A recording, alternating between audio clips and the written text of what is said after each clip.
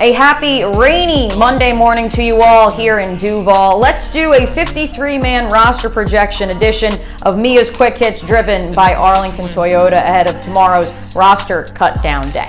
We're going to start with the specialists because I think that's where this roster really becomes super fluid, at least during the first week of the season. Logan Cook and Ross Matisek are making this roster. I think we know that. But when it comes to the kicker position, while I believe James McCourt, the rookie out of Ireland, is going to be the Jaguars' Week 1 kicker, they do say that they are going to keep James Verity around, and so therefore I think they keep 4 on that initial 53-man roster, with Verity being waived by the end of the week. Quarterback, I think it's safe to say. You heard Doug Peterson. Trevor Lawrence will be starting day 1, and I believe that C.J. Beathard will be his running back. Doug Peterson also, though, really likes his running backs, and so I expect the Jaguars to carry 4. James Robinson, Travis Etienne, Snoop Connor, all active on the 53-man roster. I believe they will be looking at the waiver wire for that 4th running back spot. If they don't, look for Mekhi Sargent, the former University of Iowa running back, who's more of that scat back type role that Doug has had in his offense before.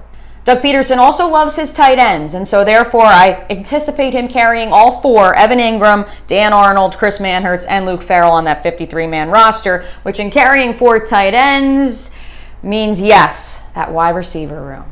Let's cut to the chase here. Kirk, 3, 2, 1. So let's cut to the chase. Christian Kirk, Zay Jones, Marvin Jones, those are your top 3 running backs. Jamal Agnew is making this roster as a wide receiver and your primary returner. Obviously, they want to keep him fresh as that primary kick and punt returner. I believe Laquan Treadwell will make the roster, not only because his wife and Trevor Lawrence's wife are BFFs, but because he has been such a reliable target for Lawrence during his first year plus in the National Football League, and he really hasn't dropped the ball all that much, which not every receiver on this roster can say. Here's where it gets fun. I have Tim Jones as the number 6 wide receiver on this team. I do believe that the Jaguars are shopping Laviska Shenault. They did try to do that in March, I can confirm. I believe they will drop that asking price simply because they would rather have another X receiver in Jones, another young guy they can invest in who fills a need on this roster. Right now, Jamal Agnew and Laviska Shenault and Travis Etienne to an extent all can do the same thing, and Laviska's doing it the worst of all of them. So I believe that the Jaguars will move on from Laviska Shenault. I could see them keeping him on the 53-man roster and then trading him later this week or next. And so you could actually see 7 wide receivers on that 53-man. Okay, offensive line, we have 8 guys, and these are all pretty obvious. Cam Robinson, Ben Barch, Luke Fortner, Brandon Scherf, Jawan Taylor, Walker Little, Tyler Shatley, and then the latest acquisition, Cole Van Lanen. I do have the Jaguars waiving Will Richardson in favor of Van Lanen and only keeping 8. Jawan Taylor also the day 1 starter. Of course, what should be done eventually must be done immediately, as those folks in Gainesville say. I do believe Walker Little will be the starting right tackle at some point this year.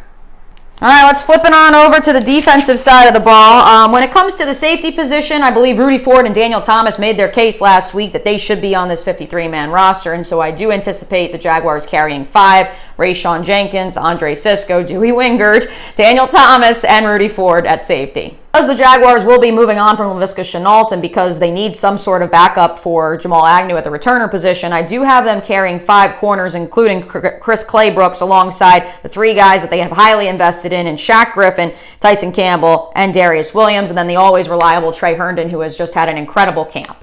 Okay, more fluid flexibility when it comes to the outside linebacker position. Josh Allen, Trayvon Walker, those are your 2 starters. Caleb Chason is apparently making the team because he didn't even have to see the field against the Falcons. I have Jameer Jones making this 53-man roster, but I could also see the Jaguars going to the waiver wire to fill that 4th outside linebacker spot.